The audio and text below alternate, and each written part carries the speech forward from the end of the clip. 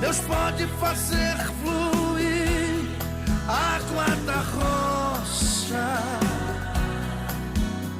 Deus faz o impossível possível, porque Ele é maior. Deus proverá. Não cai uma folha da árvore se Deus não deixar. Faz brotar a flor e faz crescer os frutos.